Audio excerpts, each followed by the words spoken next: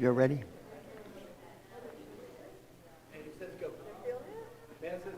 We're good? Okay. So welcome to this evening. And welcome to everybody who is out there in the virtual world. I have no idea who you are, but this has been broadcast pretty broadly out there. And welcome to everybody who sees us on a recorded video. It's that time of the season when we are going from the darkness to the light. And it's not only in the season, but it's also in the times that we're in. So it's bringing that lightness in our heart and having all of us turn ourselves on. I'm going to start with a song. If you know this song, I'm going to make sure I'm far enough back so I'm in the light. If you know the song, feel free to sing along. It's a really good song for the winter solstice. We're close. Light is returning, even though this is the darkest hour, no one can hold back the dawn. Gotta keep it burning, gotta keep this light of hope alive, make safe your journey through the storm. Gotta keep it burning. One planet she's turning, circling in her path around the sun. Earth Mother she's calling her children, come on home, baby, come on home. Come on home, 'cause light is returning. Even though this is the darkest hour, no one can hold back the dawn. And we're going to start off our stories. It's a Vietnamese story that I learned from a storyteller, David Sharpe. It sounds a lot like a North American story because this story has versions from around the world with little differences. It's the origin of night and day. At the beginning of time, all of the animals, they could talk in a shared language. And they would talk together and have conversations. But as time went on, the animals, they began to get their own language for each of them. And they began to get possessive about certain areas. And a rattlesnake had his rock. Huge rock in the sun where he wanted to lounge on. And anybody who came when Rattlesnake was lounging on that rock, Rattlesnake would and chase him away.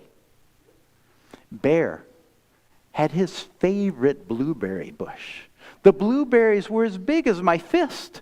And anybody who came by that blueberry bush, Bear would cough and growl and chase him away. Eagle had its favorite spot to fish.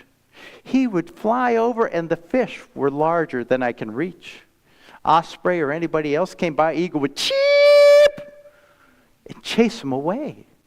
And all the animals, they were making this racket. The bear, the rattlesnake, eagle.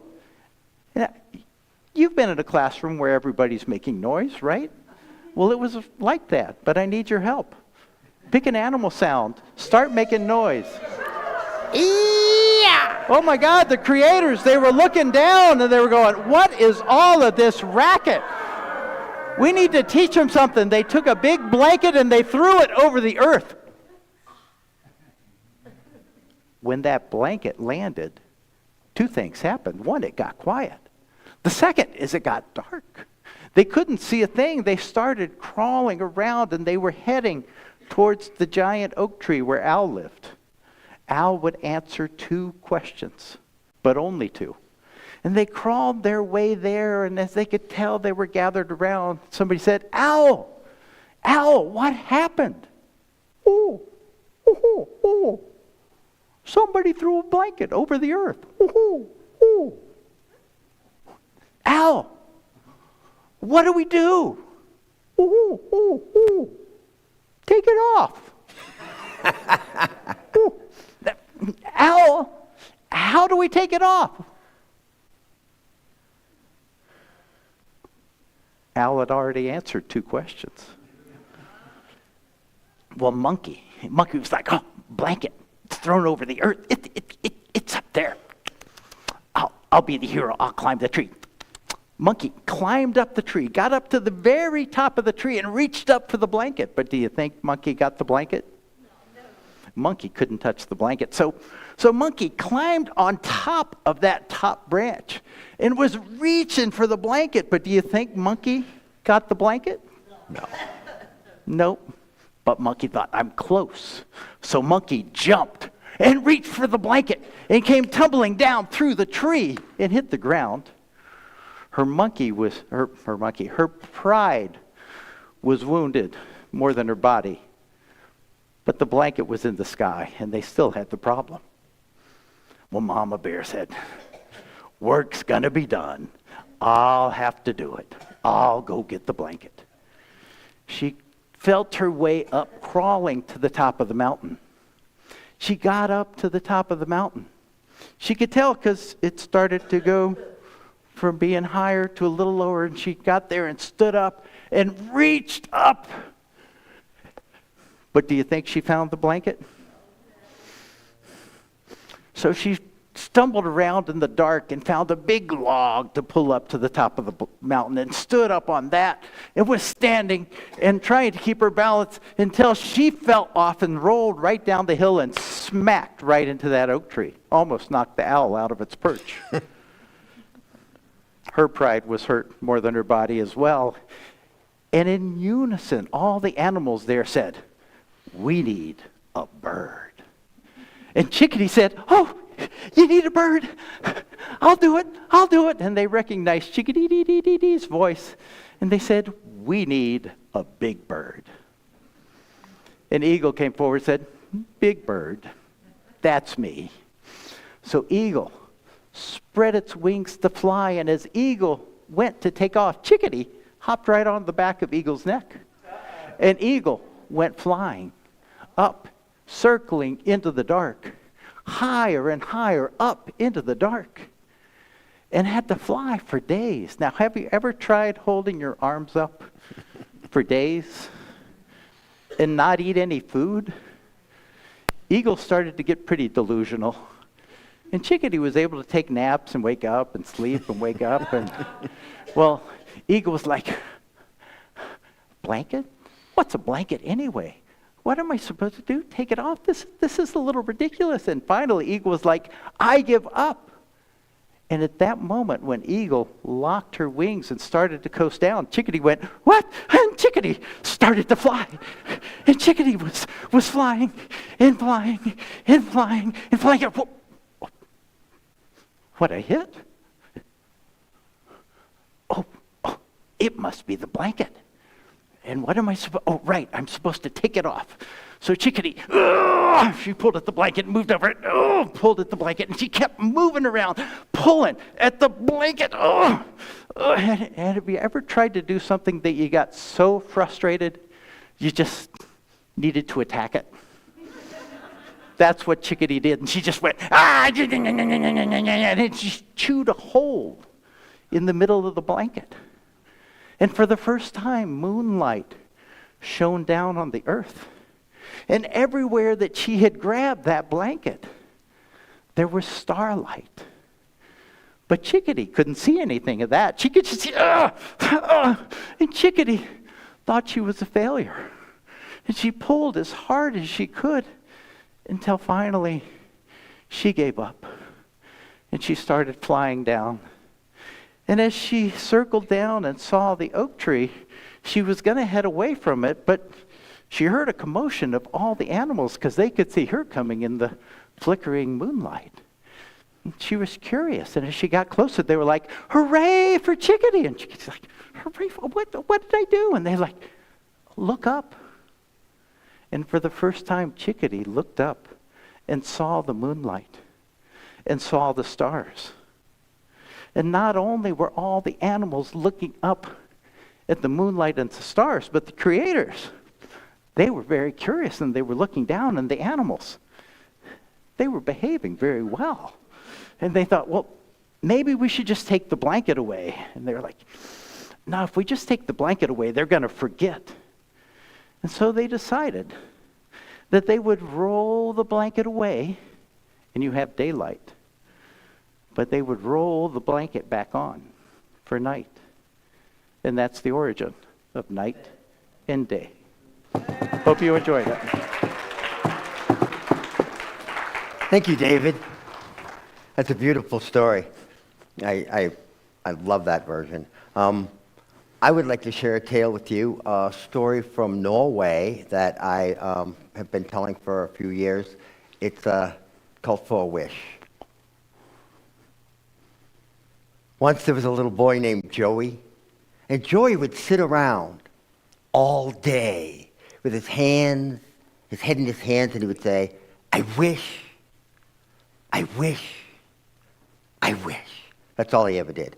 All day long, he'd sit around, I wish, I wish, I wish. Sometimes he'd say, I wish I had a knife.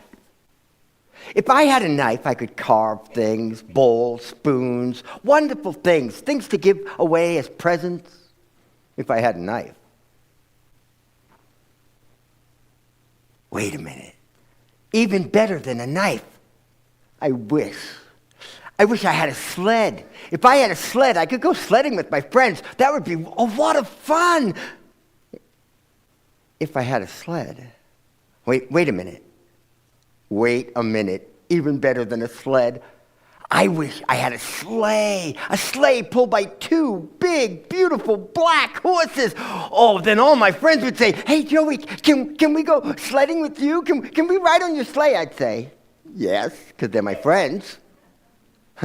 If I had a sleigh, wait a minute. Even better than a sleigh.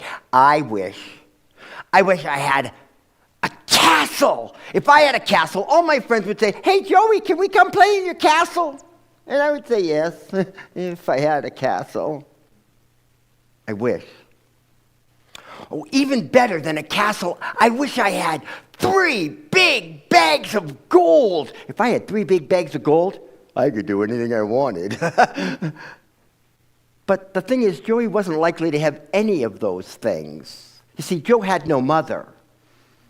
And his father was kind of poor, had a hard time buying Joey breakfast. And if he couldn't buy him breakfast, he wasn't buying him a castle, right? Castles cost a lot more than breakfasts. And so that's all Joey could do, is sit around all day saying, I wish, I wish, I wish. But one day his uncle came in, and his uncle said, Joey, you can't sit around all day saying, I wish, I wish, I wish. Joey said, I wish I could. Well, Joey, it doesn't do you any good to sit around saying, I wish, I wish. If you want something to come true, you have to do something about it. Joey said, I wish I didn't have to. Uncle said, Joey, when I was your age, I used to carry some salt in my pocket because, Joey, if you could put a little salt on the tail of a bird, as long as the salt is on that bird's tail, you can make wishes, and your wishes would come true. Joey said, ooh, I wish that was true. But after that, Joey stopped sitting around all day saying, I wish, I wish, I wish. He put a little salt in his pocket, and he went out in the forest to find some birds. You think he found any birds? Of course, he found lots of birds. There were tons of birds. It's a forest. He saw red birds and blue birds, green birds and yellow birds. He saw all these birds, and every time he went up to that bird, it would go whoop and fly away. Joey thought for a minute. He said, wait a minute. I know what I should do. I should feed the birds. They'll like me. I can put a little salt on their tails, and then I can make my wishes. So the next day, Joey brought his pocket full of salt and a pocket full of breadcrumbs, and he spread the breadcrumbs out on the forest floor, and all the birds came. Boo, whoop, boo, whoop, boo, whoop, boo, whoop. And they started eating. Joey, he got some salt, and he went up, and whoop, whoop, whoop, whoop. They all flew away. Joey said, oh, I wish I could get them to stay. Wait a minute. What if I pick one bird? Just one bird, and I feed that bird. And I feed that bird, and I feed that bird. Eventually, that bird might get to like me. I might be able to get him to sit up in my hand, and And then I could put some salt on its tail and make some wishes. And so that's what Joey did. He looked around for a bird that he might be able to make friends with. He saw some black birds and some red birds, some blue birds, some multicolored birds. He saw a lot of birds, but then one day Joey saw this beautiful bird. It was red and green and yellow and purple and orange, kind of a rainbow bird. Joey said, "That's the bird I would like to be friends with." So Joey started feeding that bird. He came out into the forest every day, and he brought that bird some food, and the bird let him get closer and closer and closer. And as Joey continued to feed the bird began to trust him and let Joey get really, really close until one day, the bird hopped up in its hand and started eating the food right in Joey's hand. And Joey reached into his pocket, he grabbed some salt, and he was about to put it on the bird's tail, and whoop! It flew up on a branch. Joey said, "Birdie, get back on my hand so I can put some salt on your tail." The bird looked at Joe and said, "Oh, no, Joey, I would never do that." Joey said, "You talked. Bird, you talked." Bird said, "Oh, yes, Joey, I can talk." How can you talk? Birds don't talk." I said, "Well, Joey, I didn't used to be a bird. Used to be a princess. Then some witch got mad at me. Now I'm a bird."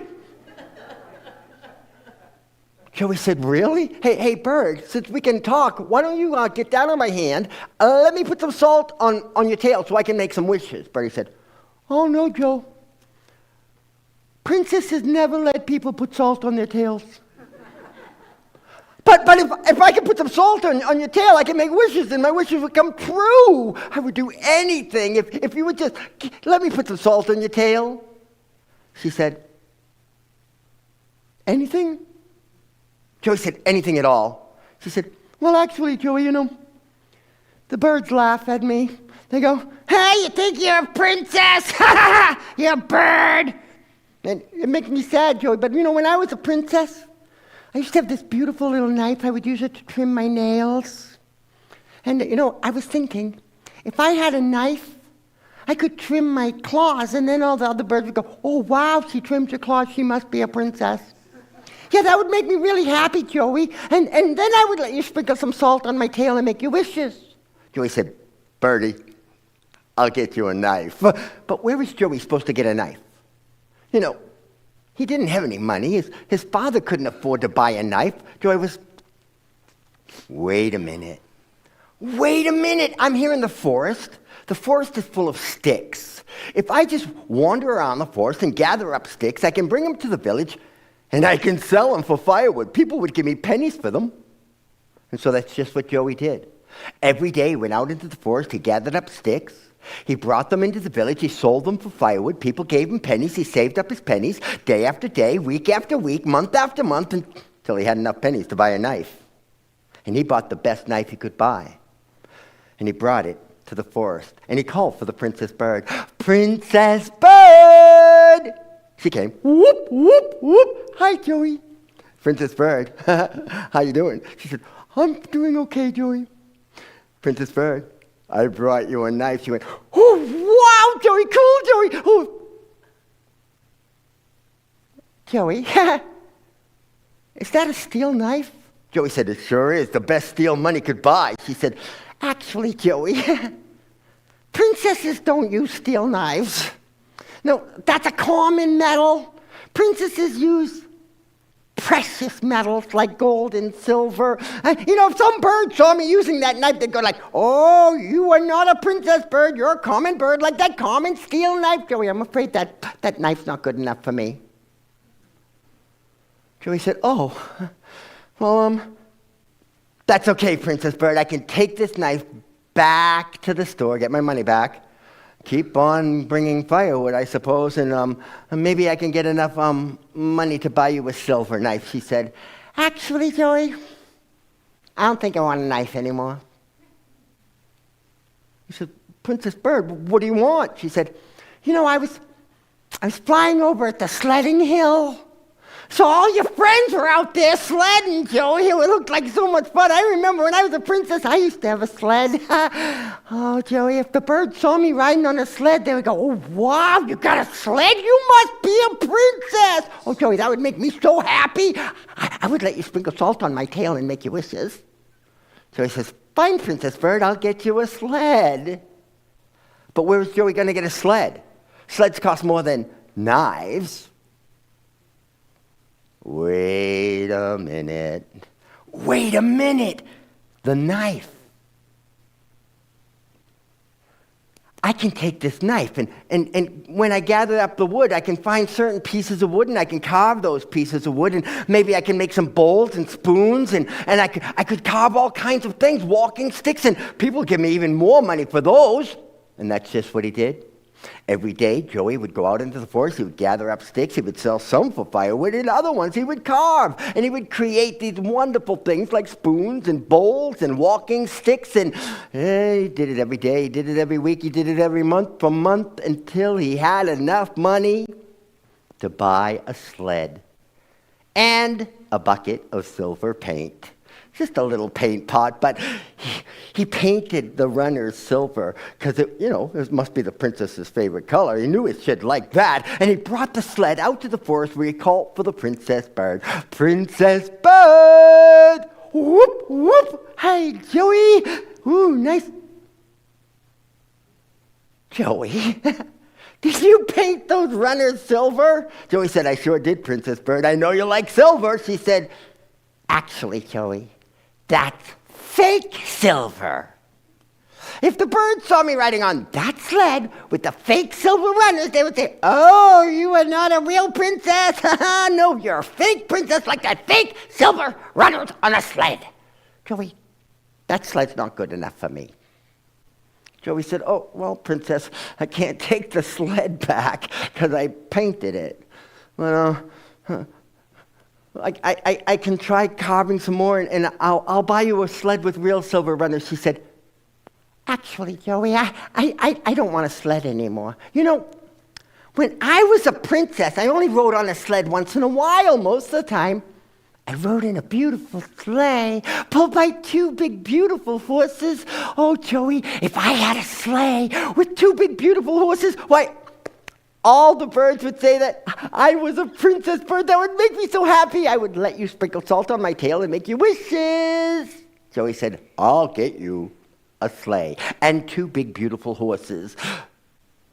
But where's Joey supposed to get a sleigh or horses? They cost a lot more than knives and sleds. Wait a minute. Wait a minute. This knife, that sled. Why, I could only carry a little bit of wood before, but with this sled I can carry a lot more, and I can carve even more. Why, this will take me less time to get the wood. I can make more money with that. And that's just what he did day after day, week after week, month after month, year after year. Joey went into the forest with his sled. He carried out wood. He sold some wood. He carved other pieces, sold that for lots of money, and he saved up his money day after day, week after week, month after month, year after year, until he had enough money to buy a sleigh. And he bought a very nice sleigh with real silver runners and two big, beautiful black horses. And he hooked up that team, and he drove it out into the forest, and he called for the Princess Bird.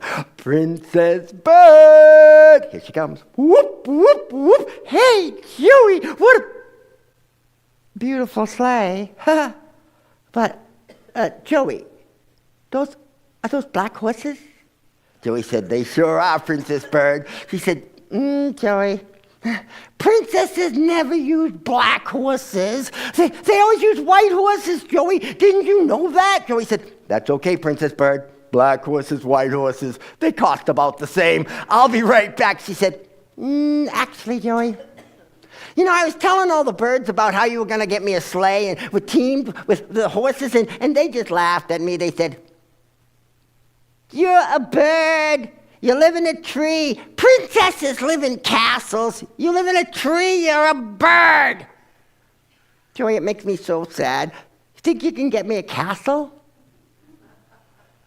Joey said, okay, Princess Bird. But where's Joey supposed to get a castle?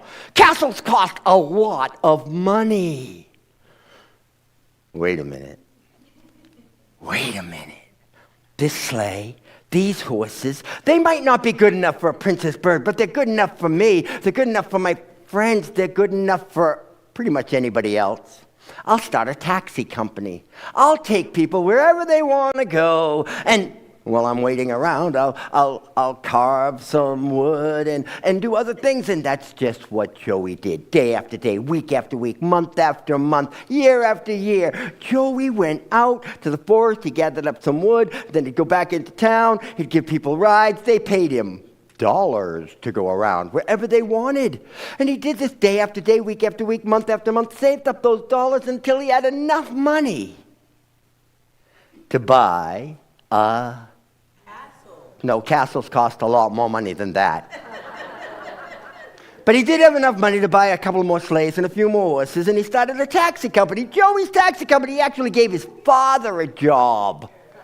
Yeah, and Joey and his taxi company, they took people anywhere. It was all over the countryside, and every day, week after week, month after month, he saved up his money until he had enough money to buy a castle.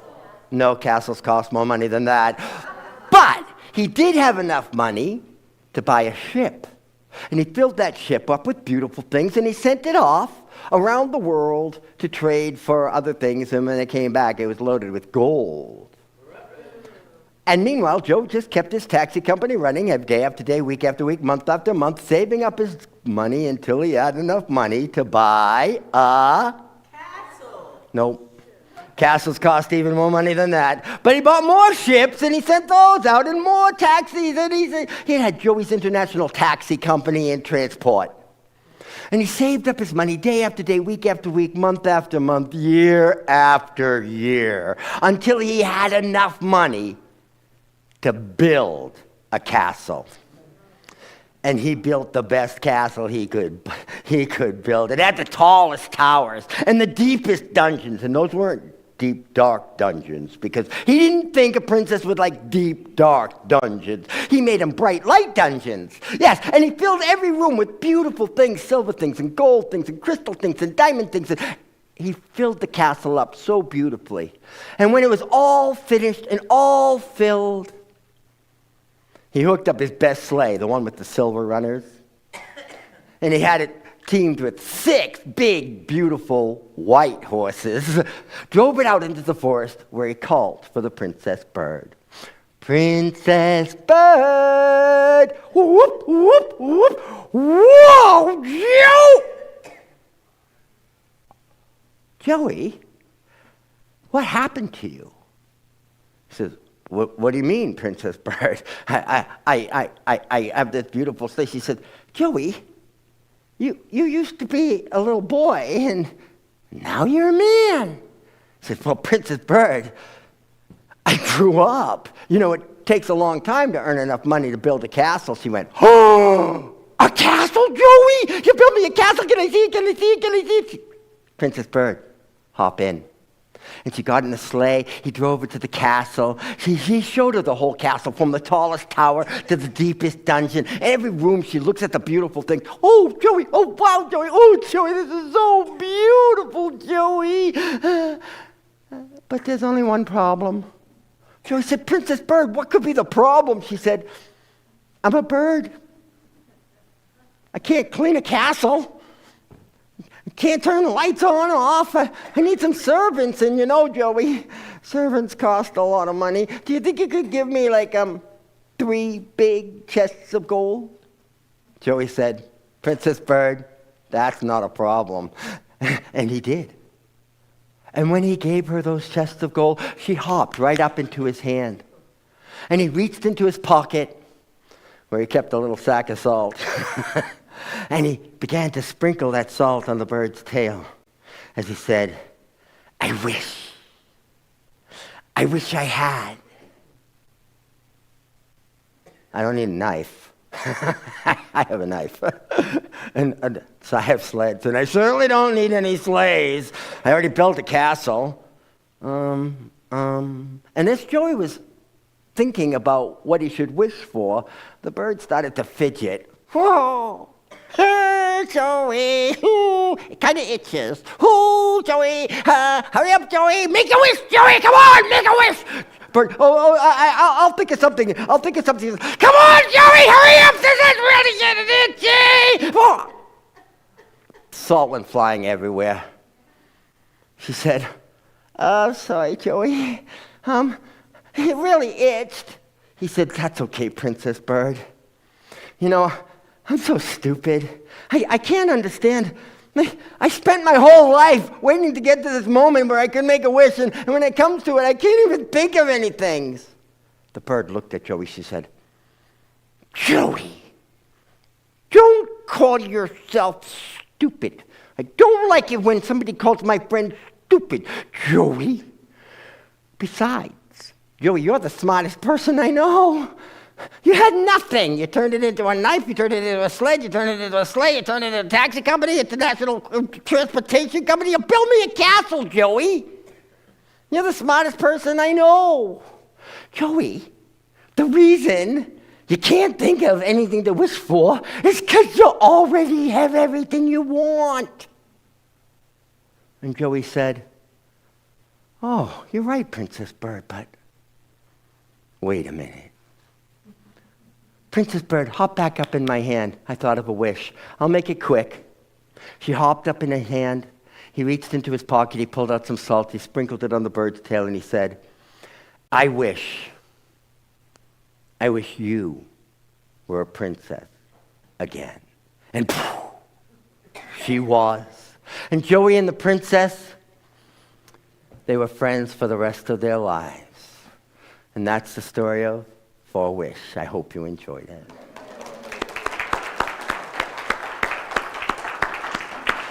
David's going to tell you another tale. Thank you, Papa Joe.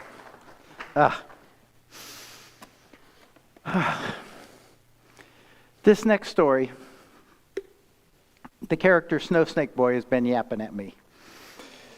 With the things that are happening in the world today, Snow Snake Boy is probably my favorite character in any story. The original version of this I never heard. It's a poor night story.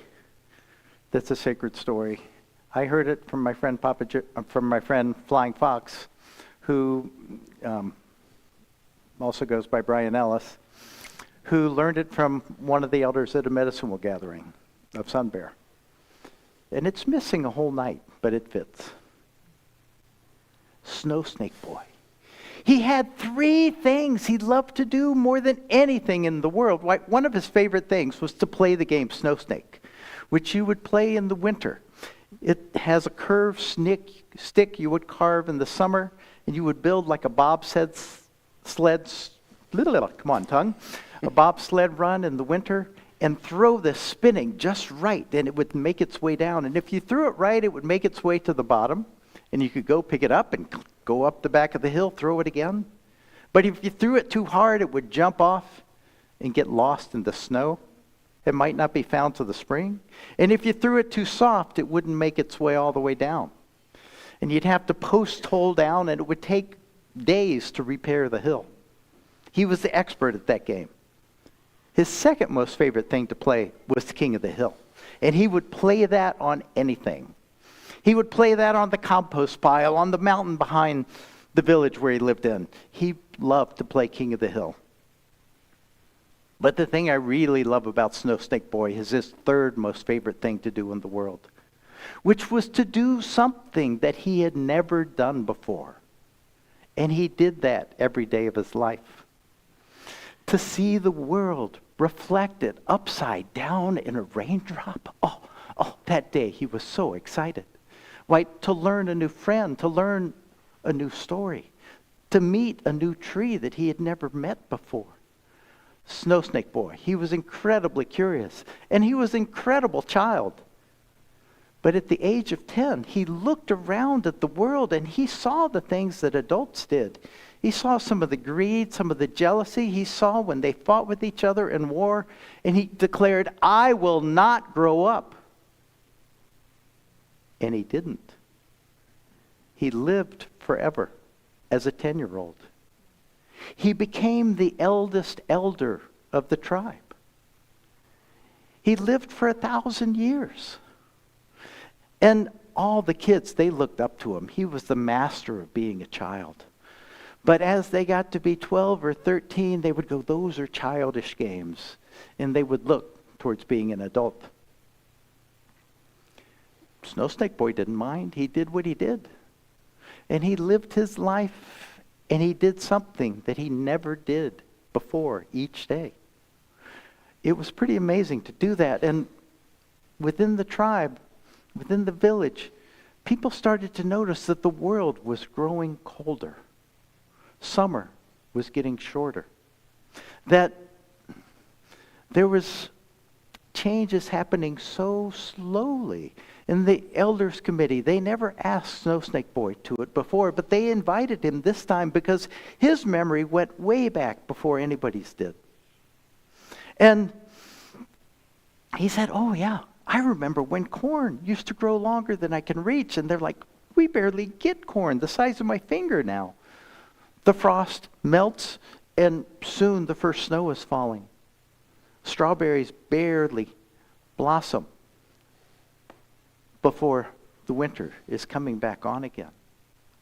And they were having this discussion, and they were realizing that something was happening. The world was freezing.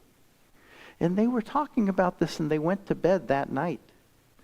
And they were all dreaming about this. And they woke up to the sound of birds singing and the sound of animals coming. And as they looked, as the sun was preparing to rise, it was like the snow was melting and plants were growing up, and this procession of animals. And they came out and formed a circle in the village. And this procession came with all the animals circling in front. And there came the bear, the buffalo, the wolf, the eagle, followed by bright morning star woman. And as she came into that circle, the sun rose right behind her. And she came into that circle. The plants around had grown up. The trees had blossomed, bloomed. The apple tree was holding apples. There was this bounty of food around them. And bright morning star spoke to them and said, someone has stolen the fire belt of the sun. I've come to every village asking for someone to go with me and accompany me on a journey. This journey will take us beyond this world, into places we don't know. I don't know what we have to do to get it back. And all the warriors, they were looking and kind of sinking into themselves. They wanted to go, but they couldn't imagine leaving their families at a time like this. And as they were sinking deep into their sorrow, they heard this voice. Worlds beyond this, places beyond what we've ever imagined. I would love to go.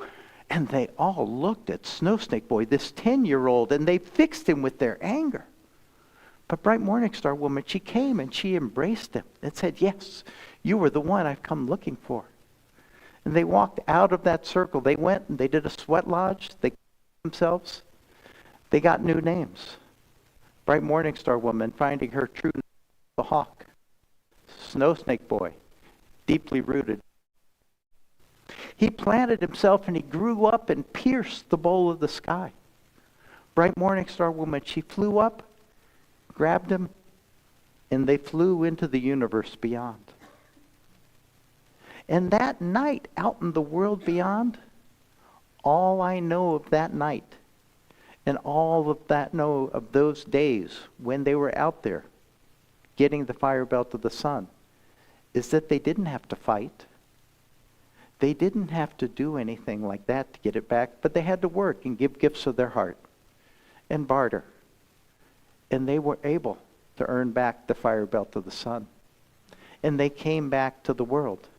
And when they came back to the world, the warmth came to the world.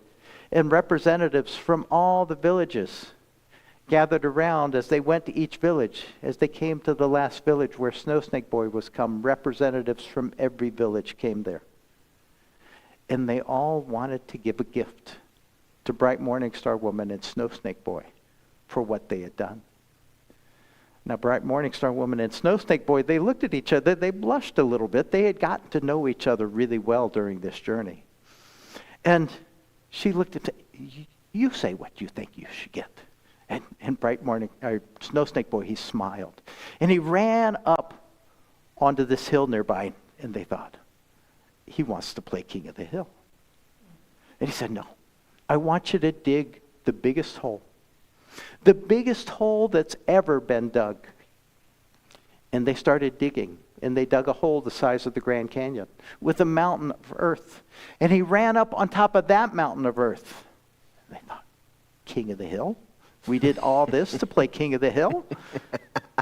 And as he was there, he said, now I want you to scatter out into the world and gather every weapon, every tool that's ever been used to hurt another being, and put it in that hole. And so it took a long time for them to scatter out about the world and gather every weapon and put it in that hole. And it created a mountain, and they buried it with dirt. And he ran on top of that pile of dirt. And again, they're like, we did all this to play King of the Hill? And he's like, no, now the world is finally safe for me to grow up. He planted himself. He sent his roots down, and he wrapped them around each weapon to hold it safe in the ground. And he grew up, and Bright Morning Star Woman, she came and nested in that tree. He was able to bury all those weapons. But he couldn't bury the thoughts and ideas that people would come up with. And they came up with some pretty ridiculous things. In the world today, there's some pretty ridiculous things going on in Venezuela, in the Middle East, in our cities, places where people are being hurt. And anywhere that people are dying, Bright Morning Star Woman has to go out and usher their souls from one world to the next. So she's very rarely able to come back and rest in that tree. So it's my prayer and my hope that we can have peace in this world, and Bright Morning Star Woman can return to that nest. Thank you. Thank you, David.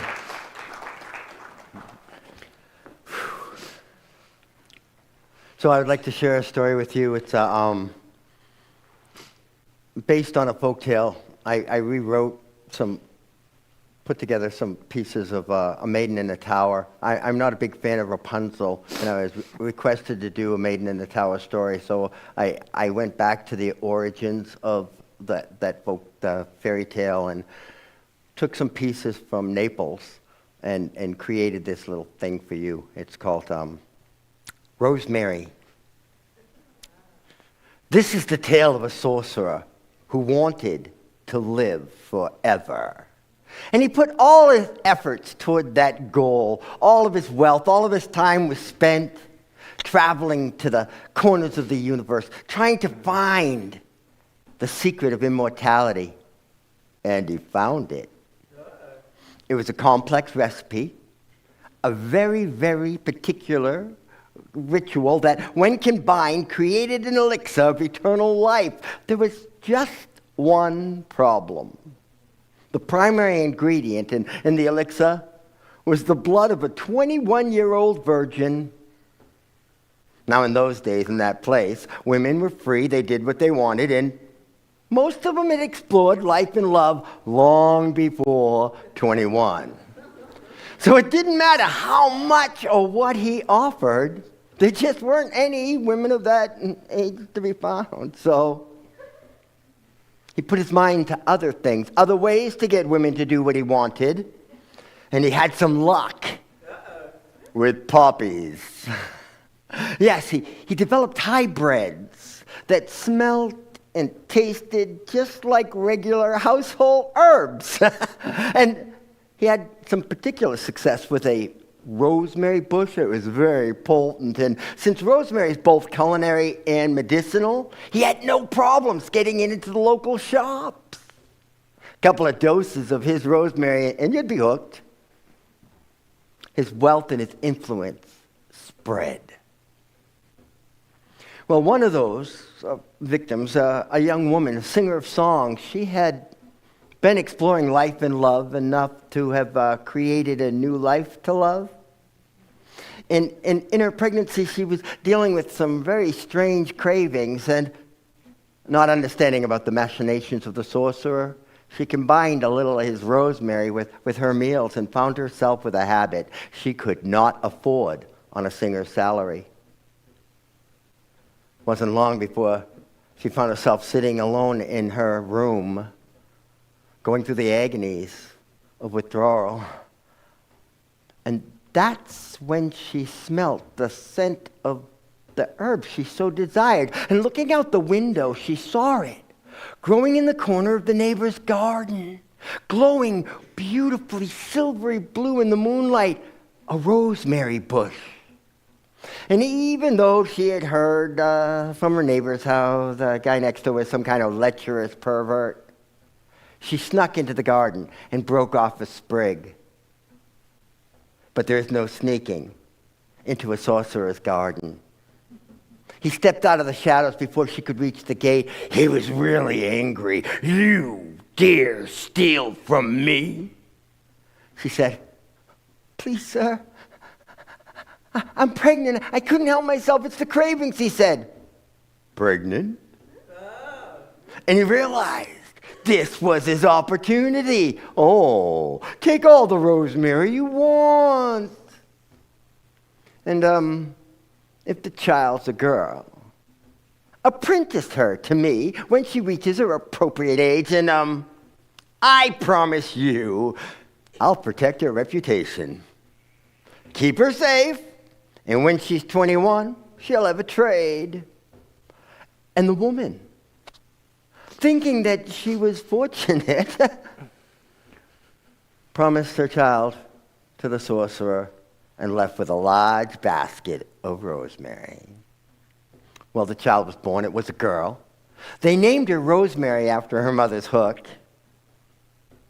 Little Rosemary sang. At first, she cooed the croonings her mother sang at her cradle. And then she began mimicking her mom backstage as her mother performed. After that, she sang any song she heard, just plucked it out of the air like magic, first hearing. Then she began mixing words and notes in ways that created melodies that mesmerized her listeners. Then she turned 7, started school. And as she sang her way home from school each day, she would have to walk past the sorcerer's house. And he would call out his window, "Rosemary, remind your mother of her promise." And little Rosemary, she would go home, say, "Mama, the man next door says remember your promise." Her mother would say, "Just ignore him." She wasn't ready to lose her daughter. But that meant that every day as Rosemary sang her way home from school, as she passed the sorcerer's house, he'd call out, "Rosemary, remind your mother of her promise." And when Rosemary did, her mother would say, "Just ignore him." Until one day she didn't. Might have been the drugs. She might have just been hangry. I don't know. But that day, she was beside herself. And she said, "Tell him, just take it." So the next day, as Rosemary sang her way home from school, the sorcerer called out, "Rosemary!" She said, "She says just take it." So he reached out the window and he grabbed the little girl, pulled her in, locked her up in the garret, and he never let her out. But Rosemary sang. She sang every song she'd ever sung, and then she began making up new songs to sing. And the sorcerer noticed that out in front of the house, out in the street, the people in the village, they gathered around to listen to Rosemary singing. And he didn't care, because he liked it too. Until she turned 14. when he began noticing that most of the people out in front of the house listening to Rosemary sing were young men. And that made him nervous. He wanted to live forever. So he conjured a tower far out in the wilderness where no one ever went. It was 70 feet high, had a window way at the top, only way in or out. And he put Rosemary into that tower. And then he spelled her hair so it grew long and thick and strong. And they braided it into a rope. And she would hook the top of the braid to a hook at the top of the window, and she'd toss the rest out whenever she heard the sorcerer call, "Rosemary, Rosemary, let down your sweet hair." And he would climb up and spend his day at his sorcerer's workbench, creating potions and spells and listening to Rosemary sing. He had her all to himself. But as Rosemary grew into her maidenhood, the sorcerer began to have a new problem. His masculine desires were beginning to interfere with his long-term goals. And he realized that he couldn't spend so much time alone in the tower with Rosemary. So he took to coming just once a day, early in the morning. He would come, he would call, he would climb, give her the things she needed for that day, climb right back down, and he'd be gone. Which, of course, is when the hunter showed up.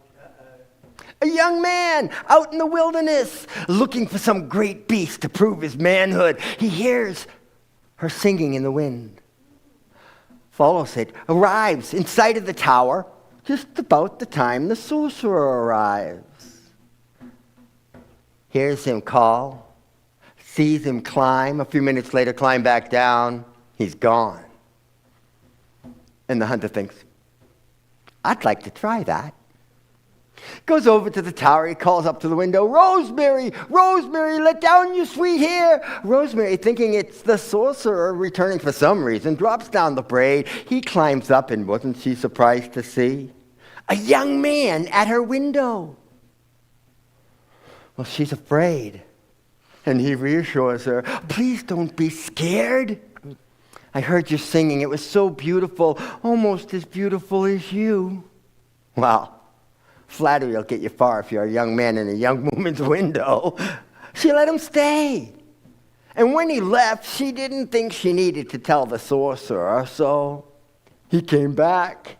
And they became friends. Well, maybe more than friends, because they started talking about perhaps going someplace far away where there are no towers and sorcerers.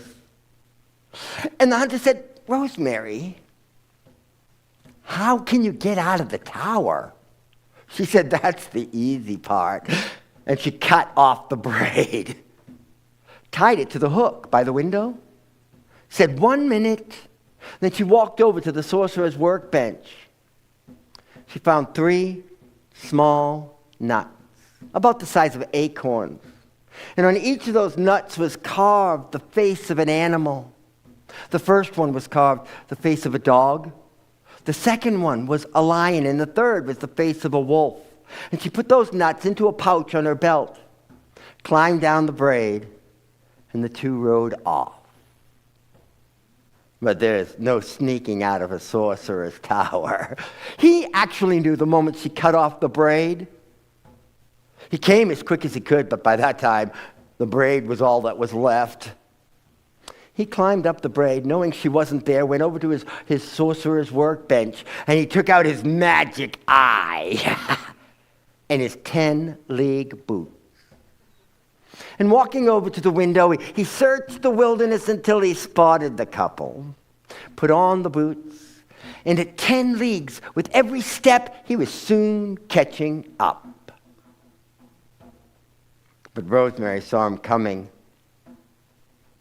and she reached into the pouch, and she pulled out that first nut, the nut with the face of the dog, and she tossed it over her shoulder, and when it hit the ground, up sprang a huge bull mastiff with sharp teeth and growling and drool flying everywhere, and it was fierce, and the sorcerer had to deal with that, and he conjured up a flock of birds, which he sent flying into the dog. And as the dog was snapping at the birds, he stepped around. And with those 10-leg boots, he was soon catching up. When Rosemary saw him coming, she pulled out the second nut, the one with the face of the lion, tossed it over her shoulder. Up sprang a huge lion, and the sorcerer knew the game now. He conjured up a donkey, which he flung straight into the lion's mouth, tearing off its hide at the same time. So while the lion was trying to deal with the donkey, the sorcerer wrapped the hide around himself and camouflaged, disguised, ran off and around and up ahead to set an ambush for Rosemary. But she saw him. And as that sorcerer was about to pounce, she pulled out that last nut, cast it down at his feet. Up sprang a huge wolf that snapped up the donkey skin, sorcerer and all. So he doesn't get to live forever.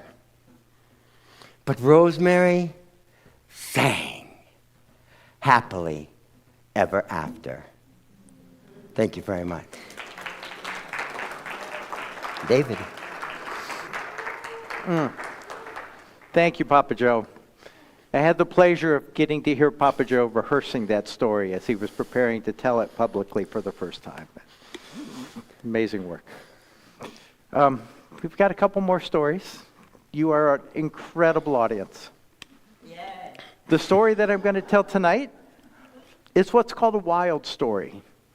It's never been written down. I learned it from PapaJoe. PapaJoe learned it from a woman, Betsy Bybel, who lives out in Idaho up on Moscow Mountain, who, as best as I remember, they had an exchange student from Romania, and her family had come to visit, and they had a huge gathering at the cabin up at the top of the hill.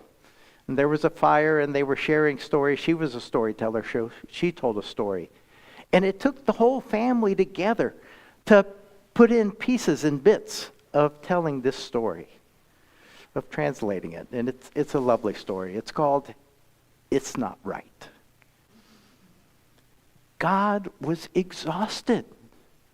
He'd spent 6 days creating the world, and all he wanted to do was sleep. Just some sleep. And have you ever been tired and trying to go to sleep and had the feeling that somebody's watching you? It was like that. God opened his eyes. Frog?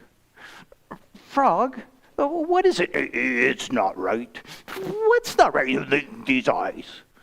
Frog? What's wrong with your eyes? Oh, too many flies. What do you mean too many flies? Well, I look and I can't find which fly is real. Frog, those are beautiful compound eyes. Just simple eyes, please. Fine. God took those 2 eyes, gave Frog simple eyes. Thank you, God. And Frog went hopping away. And God, oh, I can get some rest. He was about to lean back, about to fall asleep when something started brushing against his cheeks. Butterfly? Butterfly? What is it? It's not right. Butterfly, what's not right? My body. Butterfly. There's no body shaming in the world yet. But my body, it's too big. All the animals, they say, eat me, eat me. Fine. He took about 2/3 of the body. And Butterfly, she flew away. Thank you, God. Well, he looked at his hand and he was falling asleep, just starting to snore when something started crawling up his leg and falling down and crawling up his leg and falling down and crawling up his leg and falling down. Spider? What is it? It's not right. What's not right? Too many. Too many what? Too many legs. You said you wanted a lot of legs, but not 14. Fine. He plucked 6 legs off. Put Spider down with 8, and Spider crawled up. Thank you, God. He was about to get to sleep at last when zoom, zoom, zoom, zoom, zoom. B? What is it? It's not right. What's not right? Too fast, too fast. B, you wanted to fly fast. This is not this fast. I can't land on the flowers. I try to go, I can't control this. It's too fast. Fine. God, he plucked off almost all the wings. Left B with these tiny little stubs. And B went, thank you, God.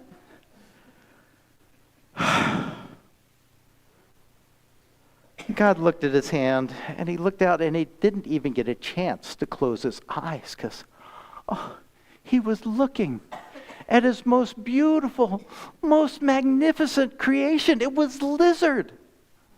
Lizard was covered in brilliant neon colors. And God loved how beautiful Lizard looked. And Lizard was like, Lizard, what is it? It's not right. What's not right? These colors. Lizard, not your colors.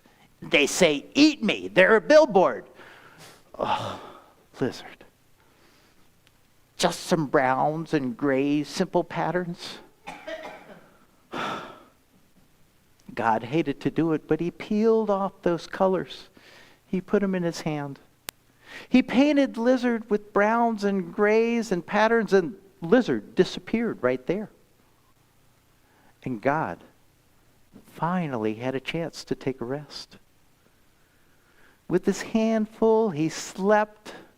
And when he woke up, he looked at the compound eyes, the body, the 6 legs, the beautiful wings, the colors. And he had an idea.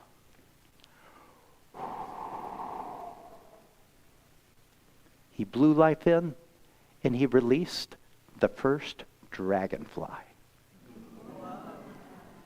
And that's the story of It's Not Right.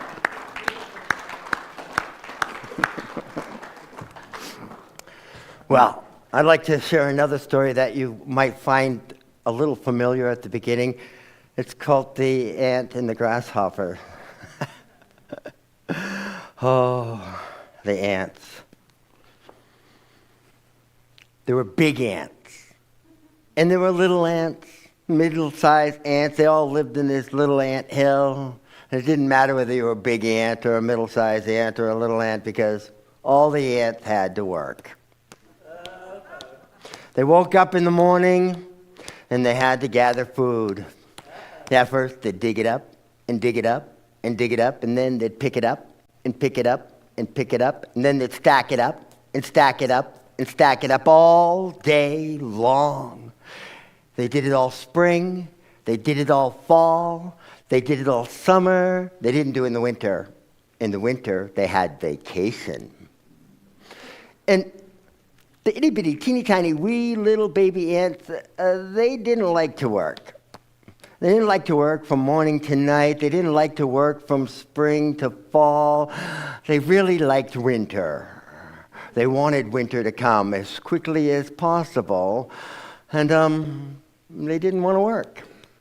But every day they'd have to get up with all the other ants, and they would have to go out, and they would have to dig it up, and dig it up, and dig it up, and pick it up, and pick it up, and pick it up, and stack it up, and stack it up, and stack it up, and they thought that was boring. And little ants got together, and they thought, what can we do so we don't have to keep working so hard all year long waiting for winter? And one of the ants, they had an idea. He said, hey, all we got to do is work slowly. If we work slowly, we won't have to do too much work. Everybody else will get our work done, and we won't have to do it. And so the next morning, all the little ants got up. They went out to start working, and they dig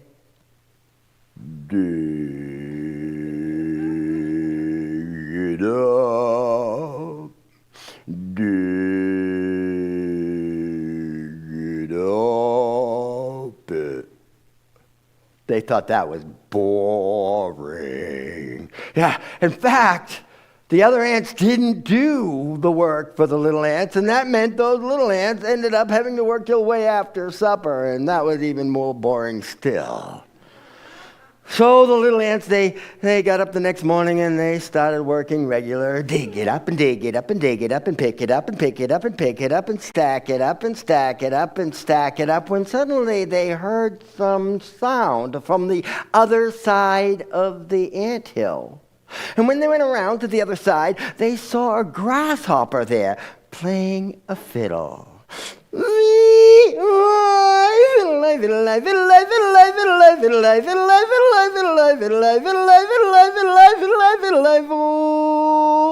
And the ants liked that music. They said, "Hey, Mr. Grasshopper, your music's really nice. Yeah, our work is kind of boring. Hey, do you think you could come and work or play your music over where we're working? And we'll give you supper tonight."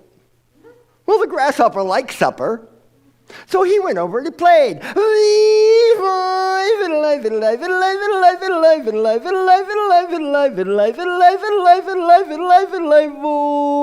And the ants worked fast. Dig it up, dig it up, dig it up, pick it up, pick it up, pick it up, stack it up, stack it up, stack it up. Whoa. They were done right after lunch. Yeah, and instead they had plenty of time. They invited the grasshopper to come in for supper, and as they're eating, they're thinking, we got lots of time. Hey, grasshopper, we got a really great idea. We had so much fun listening to you play. We're wondering, you think you could stick around tonight? Maybe play a little more. We could do some dancing. Yeah, and we'll give you breakfast in the morning. Well, the grasshopper liked breakfast. So he stayed, and he played. And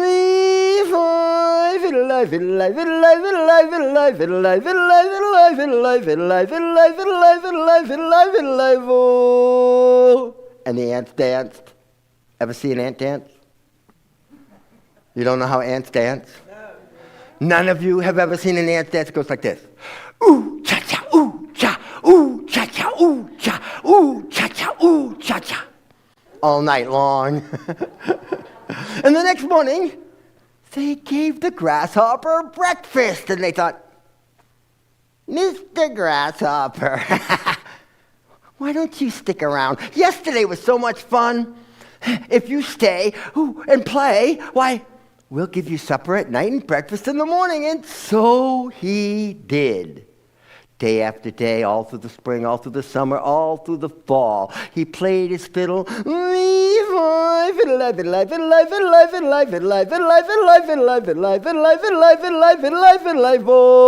the ants worked. Dig it up, dig it up, dig it up, pick it up, pick it up, pick it up, stack it up, stack it up, stack it up. Whoa. By the end of the fall, they didn't have an ant hill. They had an ant mountain.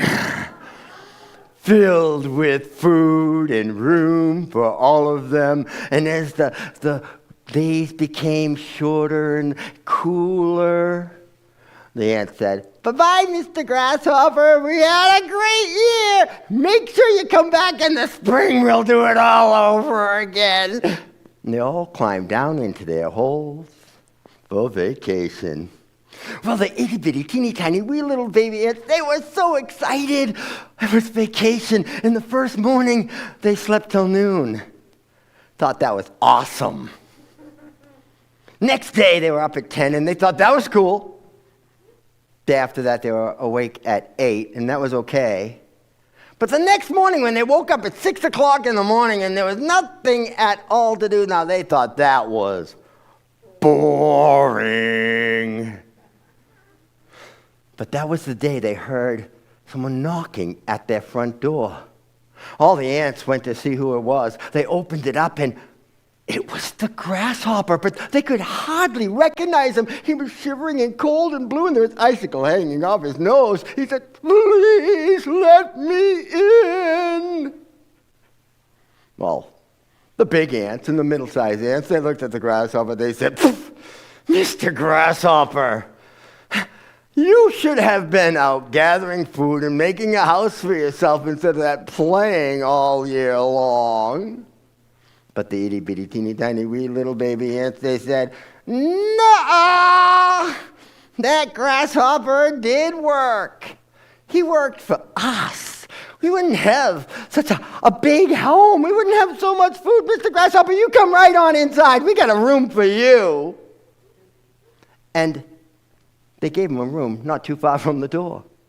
But then they went downstairs and they carved out a really large room, a kind of a dance hall.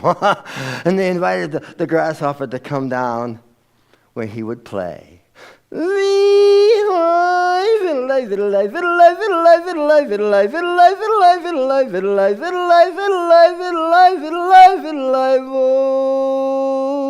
While the ants danced. Ooh, cha-cha, ooh, cha, ooh, cha-cha, ooh, cha. All winter long. The ant and the grasshopper.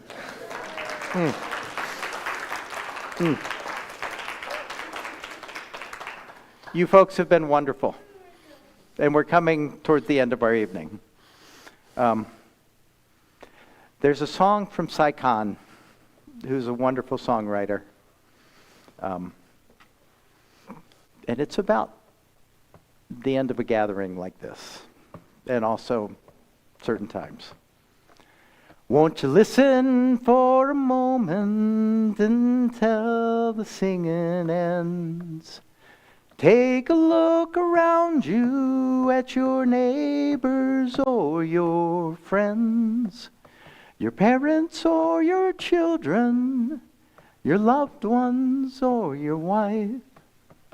All the people that you've ever cared for in this life. In just a few more hours, these doors will all be locked, and all be still and silent, where we laughed, we sang, we talked. If no one keeps on singing, did we ever really care? If no one tells the stories, were we ever really there? If a bomb falls did a bomb fall in the forest, if no one heard it fall? If there's no one left to tell the tale, were we ever here at all? Will all the rooms we've lived in be still and without light? Not just for the night, but forever. So my hope, and Joe's hope, is that you will keep on telling these stories, your stories, the stories and songs that give you hope, that give us all hope. It's in our gatherings together, in what we share, and speaking our truth from our heart, that we get to bring light into this world and change the world we're living in. Oh. Thank you so much for coming tonight. Thanks for coming. Thank you folks for tuning in. Hope to see you.